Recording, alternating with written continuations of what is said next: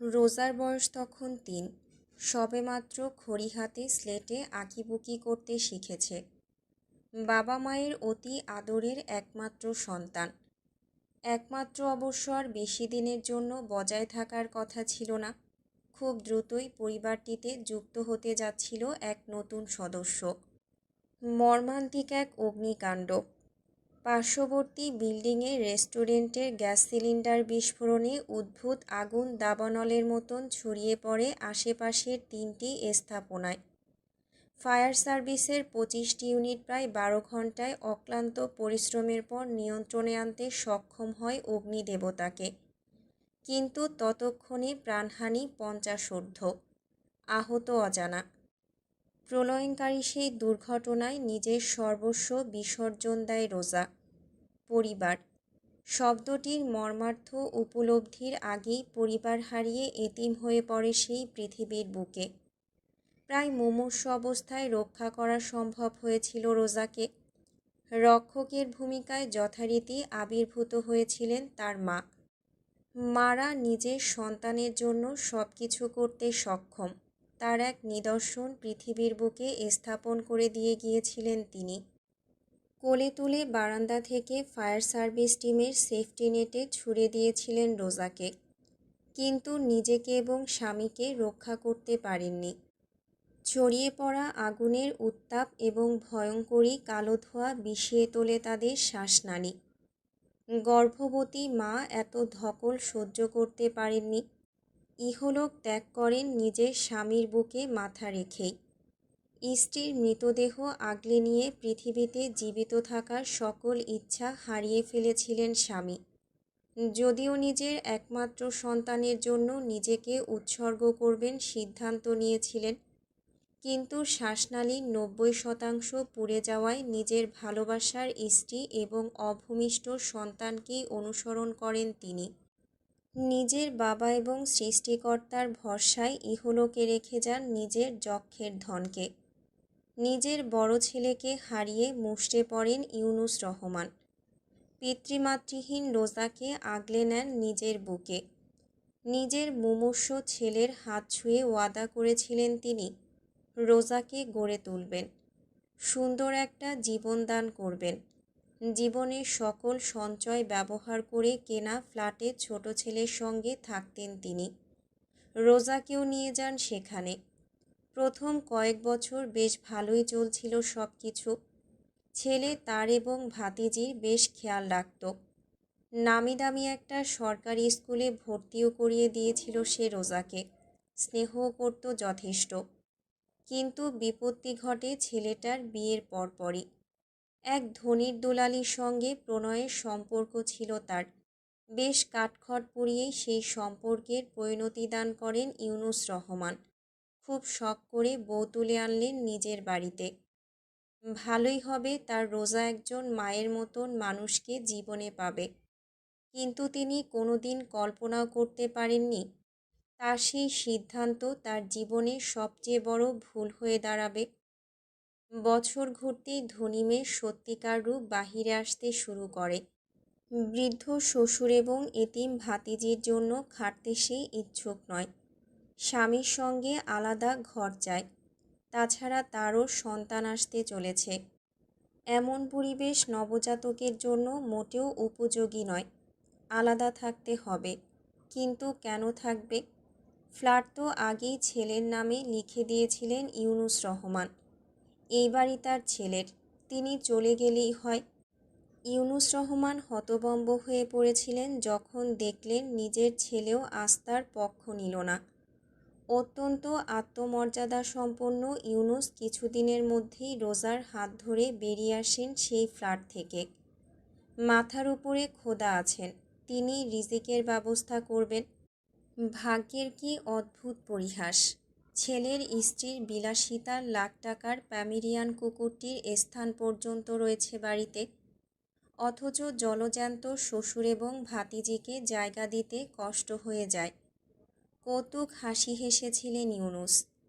অতঃপর রোজাকে নিয়ে এক নতুন জীবনযুদ্ধ শুরু হয় তার। একটা বেসরকারি ব্যাংকে গার্ডের চাকরি নেন। সকালে চাকরি করতেন, সন্ধ্যায় আশেপাশের বাড়ির ছেলে মেয়েদের টিউশন পড়াতেন।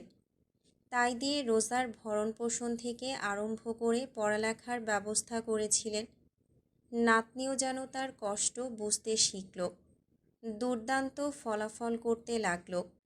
কিন্তু যত উপরের ক্লাসে উঠল ততই ভালো পড়াশোনার চাহিদা বাড়ল। রোজার ইচ্ছা ছিল একজন ইঞ্জিনিয়ার হবে, নিজের প্রজেক্টে তৈরিকৃত বিল্ডিংয়ে ফ্ল্যাট কিনবে, সেই ফ্ল্যাটেই দাদুকে নিয়ে থাকবে, তাকে নিয়ে হজ করতে যাবে মক্কায়। তারপর একদিন নিজের উপার্জনে কেনা গাড়িতে করে দাদুকে নিয়ে বেড়াতে যাবে চাচার বাসায়। কত শত স্বপ্ন বোনা ছিল দাদু আর নাতনির ছোট্ট সংসারে। কিন্তু কালবৈশাখীর ঝড়ের মতন সব কিছু এলোমেলো করে দেয় একটা দুর্বিষহ ঘটনা। ইউনুস রহমানের শরীরে বাসা বাঁধে মরণব্যাধি ক্যান্সার, এবং তারপর আর কিছুই কোনোদিন ঠিক হয়নি। বুয়েটে পড়ার স্বপ্ন বিসর্জন দেয় রোজা। হন্য হয়ে কাজ খুঁজতে শুরু করে নিজের দাদুর উন্নত চিকিৎসার আশায়। একে একে গ্রামের বাড়ির জমি, পুরাতন বাড়ি, একটিমাত্র পুকুর, সব কিছুই হাতছাড়া হয়। চাচার কাছে হাত জোর করেও লাভ হয়নি। চাচির পায়ে ধরে কেঁদেছিল রোজা, ভিক্ষা চেয়েছিল দাদুর জন্য। যে মানুষটা তার প্রয়োজনে নিজের সম্পূর্ণ জীবন উৎসর্গ করেছে, তার জন্য যে কোনো কিছু করতে প্রস্তুত ছিল রোজা। কিন্তু লাভ হয়নি। সম্পদের কালো চশমা তাদের বিবেক বুদ্ধি ঢেকে দিয়েছিল, মুছে দিয়েছিল সকল মানবিক মূল্যবোধ। রোজার আজও স্মরণ হলে কান্না পায়। তার চাচা দুইটা 1,00,000 টাকার বান্ডিল তার গায়ে ছুঁড়ে দিয়ে বলেছিল, ভালোই তো শরীর বানিয়েছিস, ওটা বিক্রি করতে পারিস না? এমন কথার পর সেই টাকার বান্ডিলে হাত লাগানোর মতন পাপকার্য রোজা করেনি।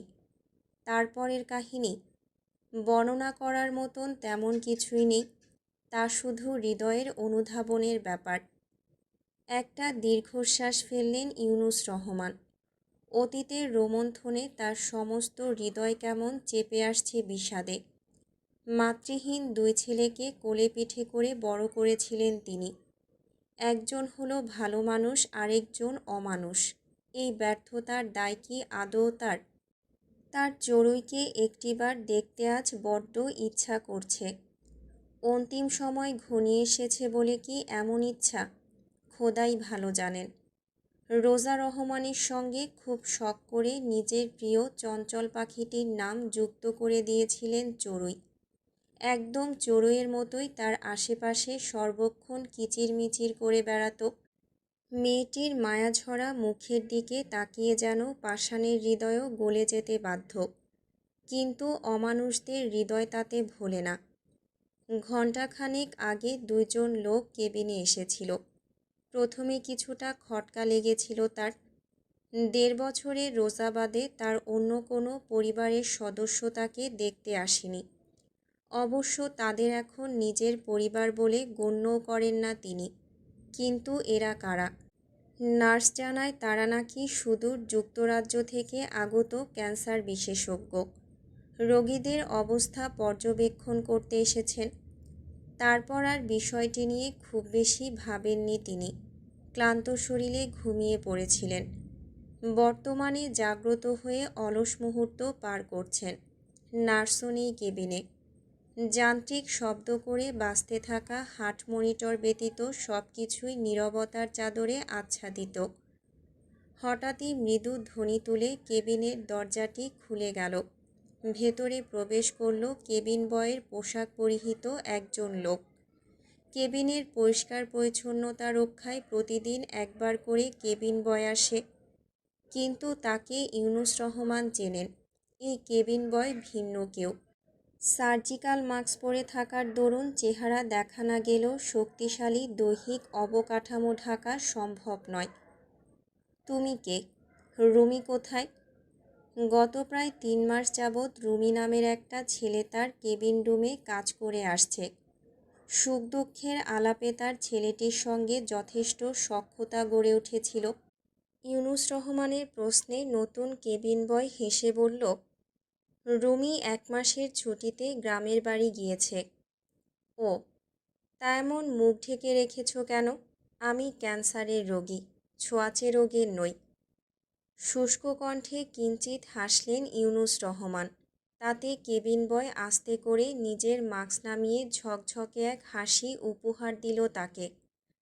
ছেলেটির মুখ পানে কয়েক মিনিট একদৃষ্টে তাকিয়ে থাকলেন তিনি, কারণ ছেলেটি সুদর্শন।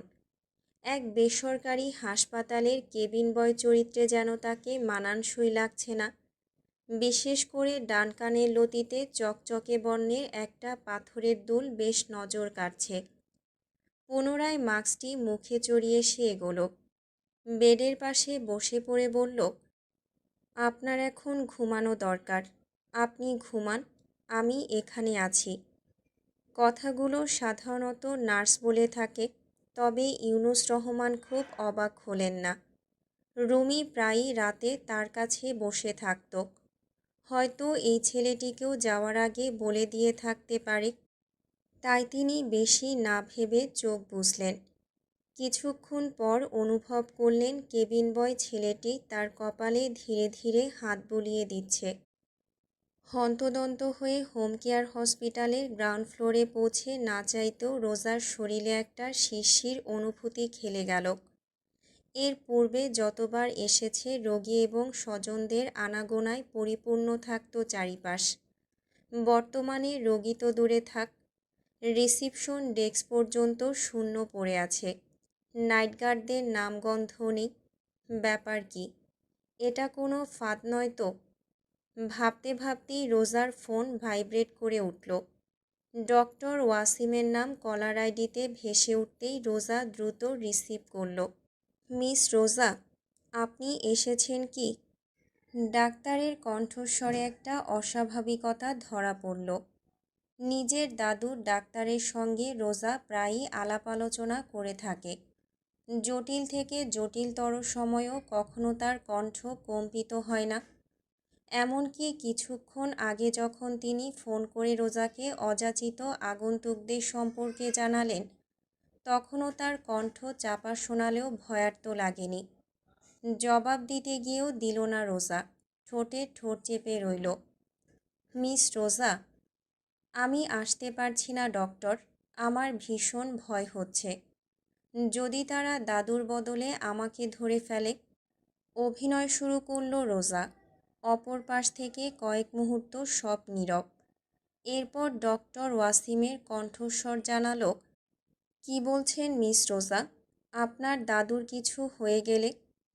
হোক, আপনি আসুন, আমি দেখছি, কোনো সমস্যা হবে না। আমি আপনাকে গ্যারেজের দিক দিয়ে নিয়ে আসব। অসঙ্গতি। ডক্টর ওয়াসিম আহমেদ কখনোই কথা বলার সময়ে শব্দের মাঝখানে বিরতি প্রদান করে না। সময়ক্ষেপণের অর্থ তাকে কেউ কথাগুলো শিখিয়ে দিচ্ছে। তৎক্ষণাৎ ফোন কেটে দিল রোজা। সিম কার্ড বের করে 2 আঙ্গুলে চাপ দিয়ে ভেঙে ছুঁড়ে ফেলল দেয়ালে। তার হৃৎপিণ্ড ধুক ধুক করছে। সে আশা করছে এখনো পর্যন্ত তার ফোন ট্র্যাক করা হয়নি, কিন্তু যদি হয়ে থাকে তাহলে। সুইচ অফ করে ফোন ব্যাগে ভরে ফেলল রোজা। এখন কি করবে সে? দীর্ঘ প্রশ্বাস টেনে রোজা সাবধানে এগোলো সামনে লিফটের দিকে। হয়তো ডক্টর ওয়াসিম যে তাকে জানিয়ে দিয়েছিল তাদের আগমনের ব্যাপারে, বিষয়টা তারা টের পেয়ে যায়। অতঃপর তাকে কবজায় নিয়ে রোজাকে পাকড়াও করার ফাঁদ পাতে। তাই চারিপাশ এত খোলামেলা, নির্জন, ঝামেলা মুক্ত। কিন্তু এতদূর পৌঁছে ফিরে যাওয়ার প্রশ্নই আসে না। দাদুকে সে কিছুতেই অনিশ্চয়তার দিকে ঠেলে দিতে পারবে না। মানুষটা তার জীবনের সব কিছু, বেঁচে থাকার একমাত্র অবলম্বন।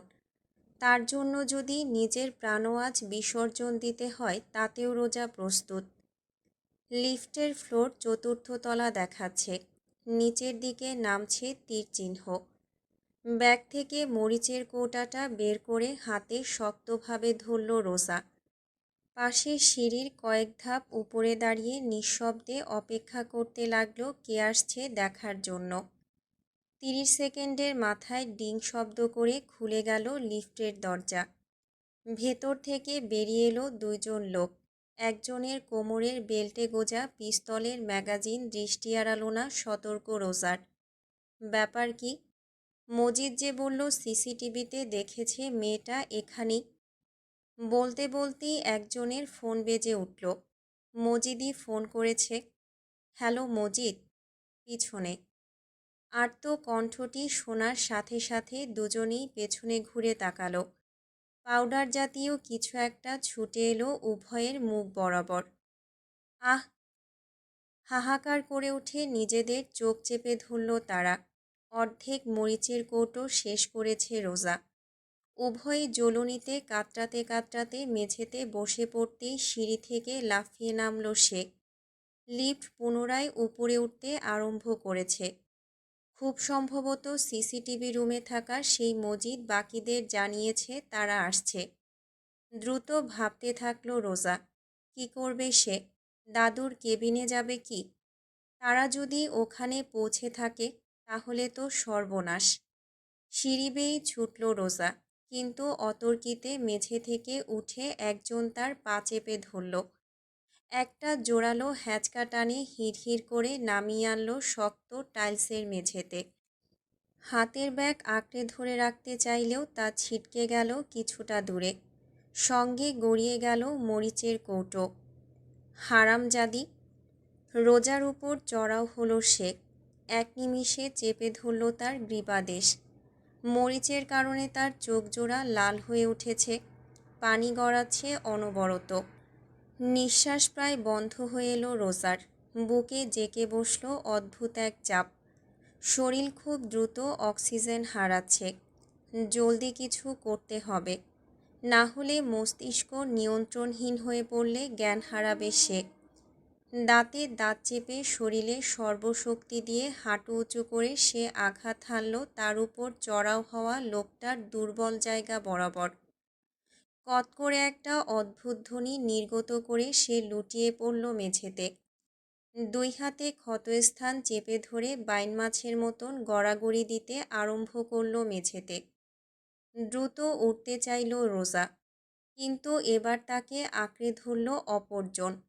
সে পিস্তল বের করতে করতে রোজা উভয় হাত বাড়িয়ে দূরে পড়ে থাকা নিজের ব্যাগটা টেনে আনল নিজের দিকে। ছুরিটা বের করে নিল ক্ষিপ্ত গতিতে। অপরদিকে লোকটা নিজের পিস্তলে ম্যাগাজিন ভরছে। মাত্রই আবিষ্কার করেছে আগের ম্যাগাজিনে বুলেট ছিল না। বিরক্তি এবং ক্ষোভে তার চেহারা কুঞ্চিত হয়ে রয়েছে। মিনমিন করে অশ্রাব্য শব্দে কী সব গালমন্দ করে চলেছে নিজে নিজে।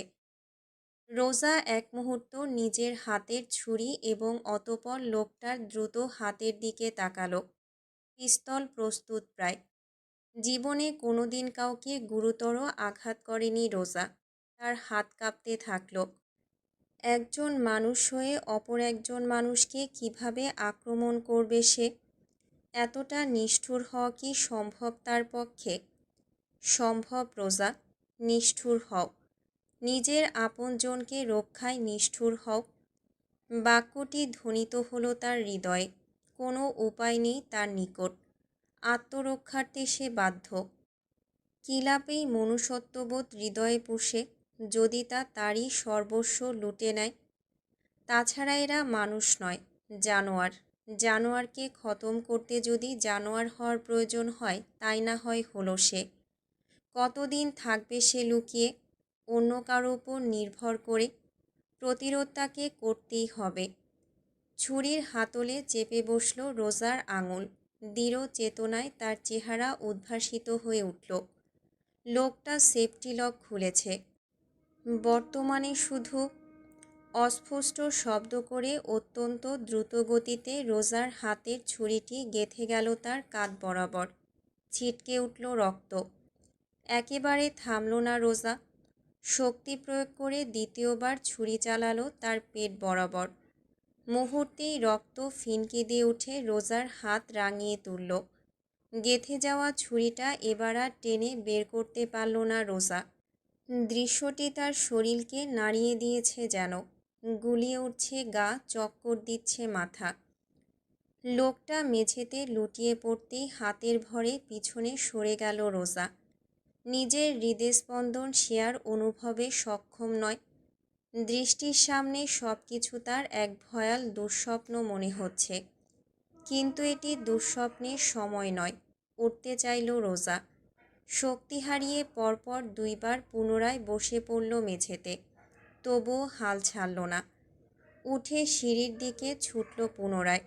ঠিক তখনই একেবারে তার মাথার কাছে কানের পাশ দিয়ে সাই করে কিছু একটা ছুটে গেল। একটা শীষ বাজানোর মতন শব্দ শুনল রোজা। পরক্ষণেই লক্ষ্য করল দেয়াল ফুটো করে গেঁথে রয়েছে বুলেট।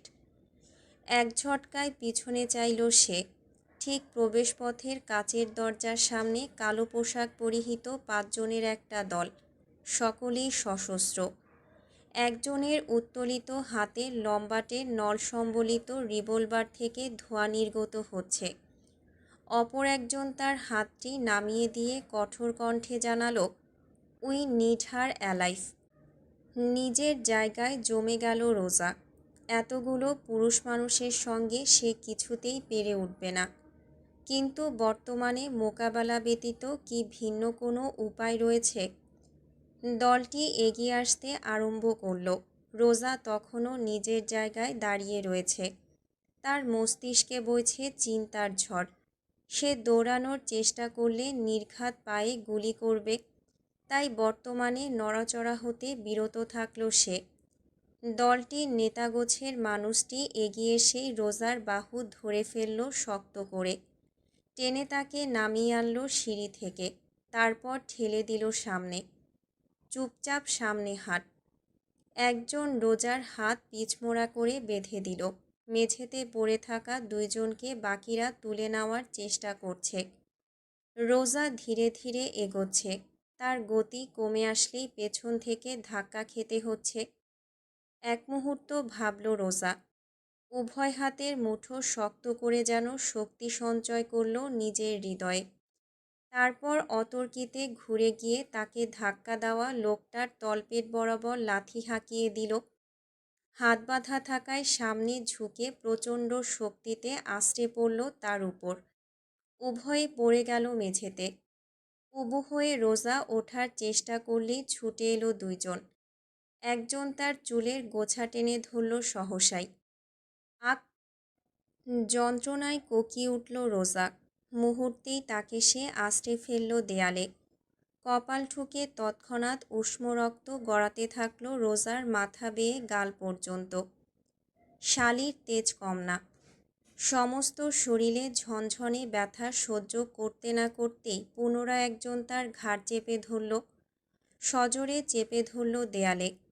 জিহ্বায় রক্তের স্বাদ টের পেল রোজা। ঠোঁটের অবস্থা বেগতিক, নিঃশ্বাস নেওয়া অসম্ভব। দৃষ্টিশক্তিও হয়ে এসেছে ঝাপসা। জ্ঞান লোপ পাচ্ছে বুঝতে পারল রোজা। কিন্তু কিছুই করার নেই। শরীর ছেড়ে আসতেই দেয়াল বেয়ে মেঝেতে লুটিয়ে রইল তার শরীর। শুধু চোখের পাতা আধখোলা রইল। অস্বচ্ছ দৃশ্য ভাসছে সম্মুখে। মেরে ফেললি নাকি? আরে না, বেঁচে আছে। মাইয়া মানুষ এত সহজে মরে না। কই মাছের যা নগ। লোকগুলো একত্রিত হয়ে এক মুহূর্ত কি যেন আলাপ করল। শ্রবণেন্দ্রিয় নিষ্ক্রিয় হয়ে পড়ায় কিছুই শুনতে সক্ষম হলো না রোজা। তার কানে শুধু একটা অদ্ভুতুরে সঙ্গীত বেজে চলেছে। সবাইকে নিজের দিকে এগোতে লক্ষ্য করল সে। এই বুঝি সমাপ্তি। চোখের পাতা বুজে আসতে চাইলেও জোরপূর্বক তা খোলা রাখল রোজা। রক্তে মাখামাখি অব্যয়ে চেয়ে থাকল নিজের ঘাতকদের উদ্দেশ্যে। এক্ষুনি একে এমন কিছু উচ্চারণ করতে যাচ্ছিল, কিন্তু অতর্কিতে হাওয়ায় ভাসমান অবস্থায় ভন ভন করে ঘুরতে ঘুরতে কিছু একটা দ্রুত গতিতে ছুটে এলো। এসেই সজোরে আঘাত হানল তার মাথা বরাবর। মাথা চেপে ধরে মুহূর্তেই মেঝেতে বসে পড়ল সে। বাকি সকলে হতচকিত হয়ে পড়ল। বিস্মিত হয়ে খেয়াল করল মেঝেতে পড়ে থাকা ধাতব জিনিসটি। একজোড়া লোহার নলের মতো অংশ সিলভার শিকল দ্বারা সংযুক্ত। রক্তের দাগ লেগে রয়েছে ধাতব অংশে। ন্যানচ্যাক্স। প্রত্যেকের দৃষ্টি মুহূর্তেই ঘুরে গেল পাশে। রোজাও অনুসরণ করল তাদের দৃষ্টি। চোখের সামনে দৃশ্য সে ঠিক বিশ্বাস করে উঠতে পারল না। হাসপাতালের প্রবেশের কাচের দরজার সামনে দাঁড়িয়ে আছে আসমান। যথারীতি কালো ওভারসাইজ টি শার্ট এবং প্যান্ট বুটে আবৃত তার সম্পূর্ণ অব্যয়। মাথায় একটা ক্যাপ, মুখে মাস্ক, ফিঙ্গারলেস গ্লাভস পরিহিত, হাতে ঝুলছে অপর একটা ন্যানচ্যাক্স, যেটার অপর প্রান্ত মেঝেতে গিয়ে ঠেকেছে। নয়নজোড়া অশুভ এক দীপ্তিতে জ্বলজ্বল করছে। হিংস্র পশুর ন্যায় ধীরগতিতে অগ্রসর হলো আসমান। কোনো তাড়া নেই কোনো পরোয়া। একজন সশস্ত্র ব্যক্তিও তার নিটোল অস্তিত্বে চির ধরাতে ব্যর্থ। এগিয়ে আসছে সে মৃত্যুদূত হয়ে। ন্যানচ্যাক্সের ধাতব প্রান্তটি মেঝেতে ঘর্ষণের শব্দ তুলছে। পিনপতন নীরবতায় তা ছড়িয়ে দিচ্ছে অশরীরী এক আতঙ্ক। উপস্থিত সকলে দৃশ্যপটে অপর এক শিকারী সত্তার আগমনে হতবিহ্বল হয়ে রয়েছে। নিজেদের জায়গায় নড়তেই ভীতি অনুভূত হচ্ছে, যেন সম্মুখে বর্বর জন্তু অবস্থান করছে।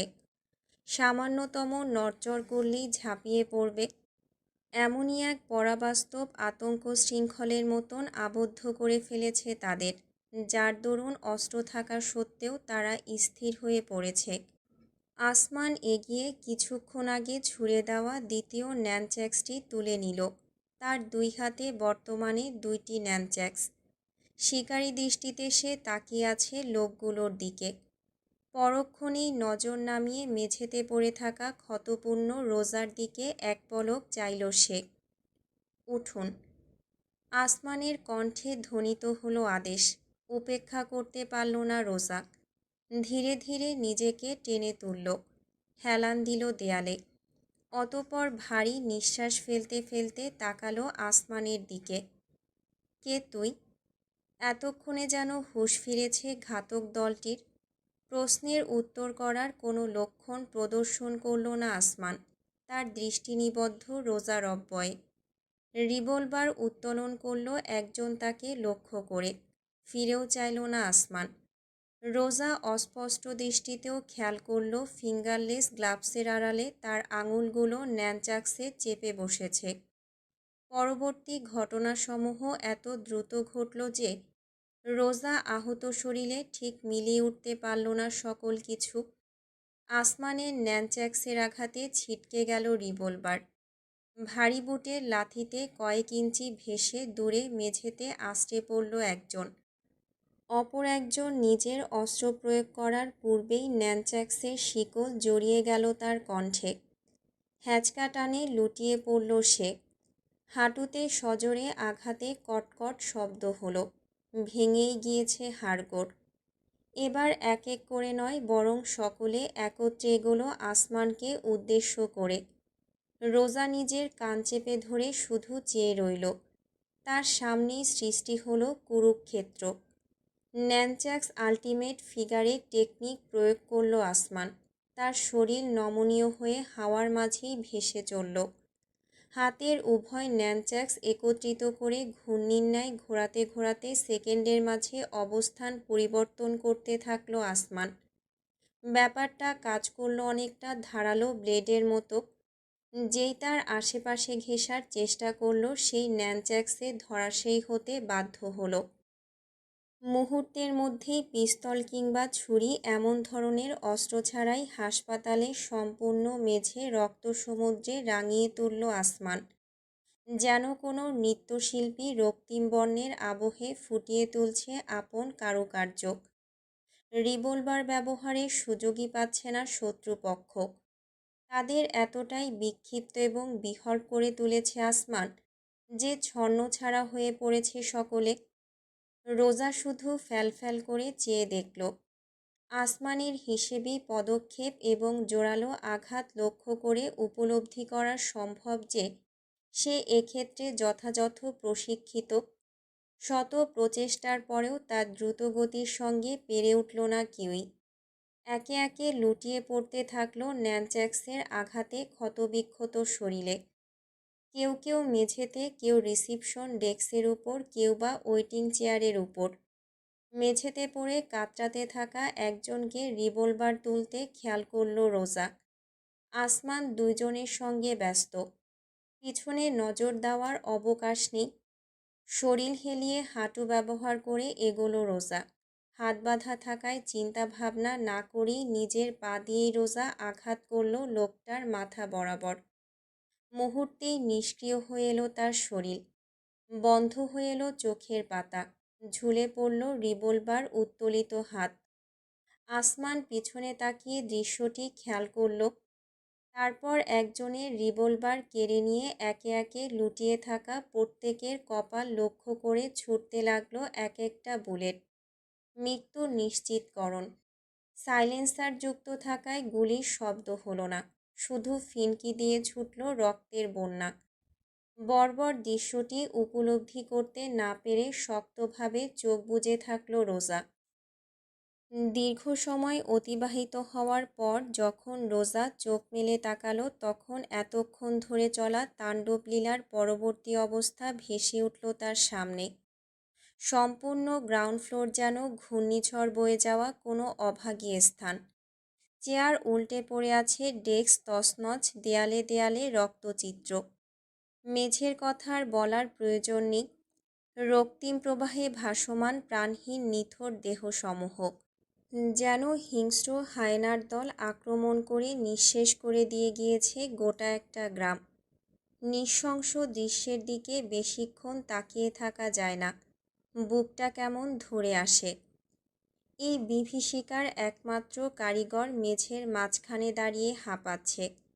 এই প্রথম আসমানকে কিছুটা ক্লান্ত হতে খেয়াল করল রোজা। চুলে হাত চালিয়ে নিজেকে প্রশান্ত করার প্রচেষ্টায় লিপ্ত সে। তার হাতে রক্তস্নাত মরণাস্ত্র ন্যানচ্যাক্স দুটি বর্তমানে তার পায়ের কাছে গড়াগড়ি খাচ্ছে। নিঃশব্দ রইল রোজা। বুঝতে পারল না কিছু বলবে কিংবা করবে কিনা। আসমান তার জীবন রক্ষা করেছে গোটা সাথে প্রাণের বিনিময়ে। রোজা অনুধাবন করতে ব্যর্থ সে ঠিক স্বস্তিবোধ করবে নাকি বিষাদ অনুভব করবে।